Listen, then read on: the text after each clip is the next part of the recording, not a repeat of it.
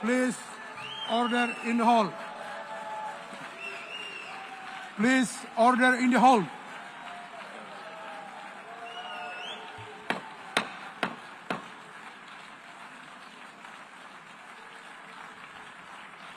Please, order in the hall.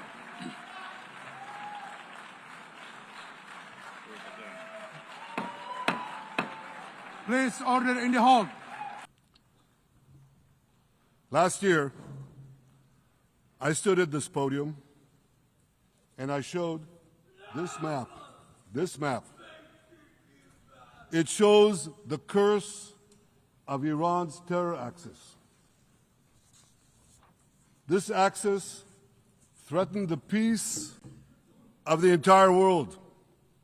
It threatened the stability of our region and the very existence of my country, Israel. Iran was rapidly developing a massive nuclear weapons program and a massive ballistic missile program. These were meant not only to destroy Israel, they were meant also to threaten the United States and blackmail nations everywhere. The Houthis launched ballistic missiles at Israel while choking global trade at the mouth of the Red Sea. So what's happened over the past year? We've hammered the Houthis, including yesterday. We crushed the bulk of Hamas's terror machine.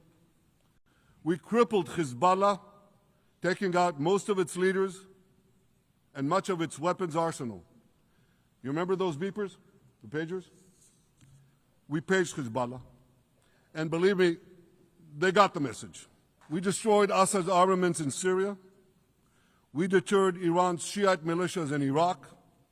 And above anything else that I could say to you or that we did in this past year, in this past decade, we devastated Iran's atomic weapons and ballistic missiles programs.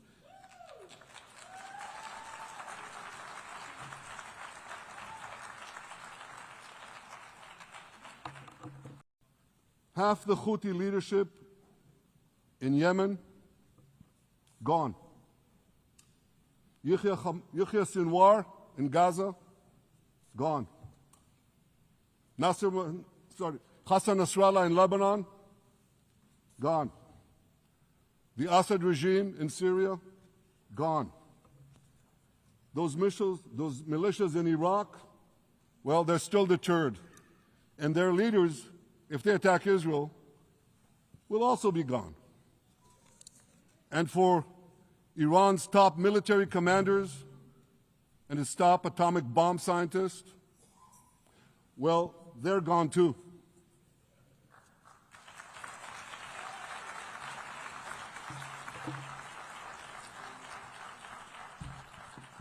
And you saw this. Israeli fighter pilots and American B-2 pilots bombed Iran's nuclear enrichment sites. I want to thank President Trump for his bold and decisive action.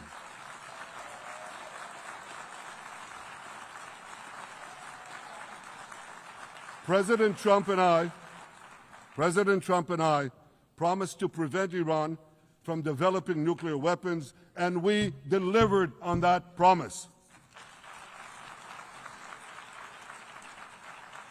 We must not allow Iran to rebuild its military nuclear capacities.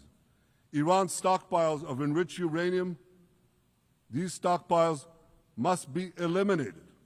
And tomorrow, UN Security Council sanctions on Iran must be snapped back.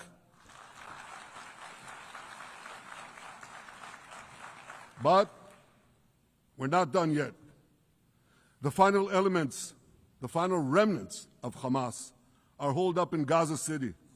They vow to repeat the atrocities of October 7th again and again and again, no matter how diminished their forces. That is why Israel must finish the job. That is why we want to do so as fast as possible.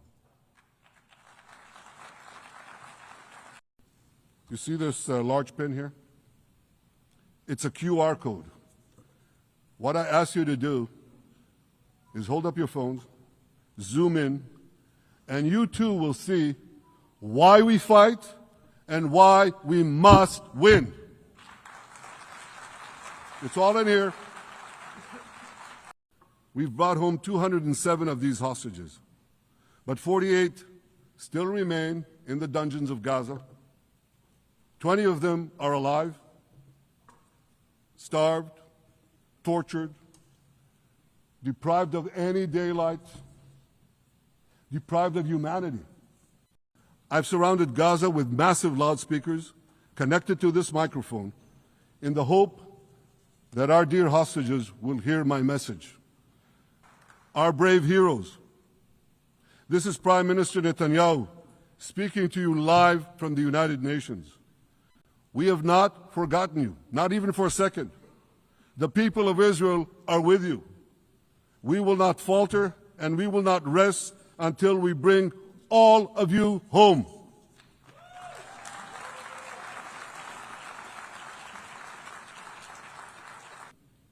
Thanks to special efforts by Israeli intelligence, my words are now also being carried. They're streamed live to the cell phones of Gazans. So to the remaining Hamas leaders and to the jailers of our hostages, I now say, lay down your arms. Let my people go. Free the hostages, all of them, the whole 48. Free the hostages now. If you don't, Israel will hunt you down. Ladies and gentlemen, if Hamas agrees to our demands, the war could end right now. Gaza would be demilitarized, Israel would retain overriding security control, and a peaceful civilian authority would be established by Gazans and others committed to peace with Israel.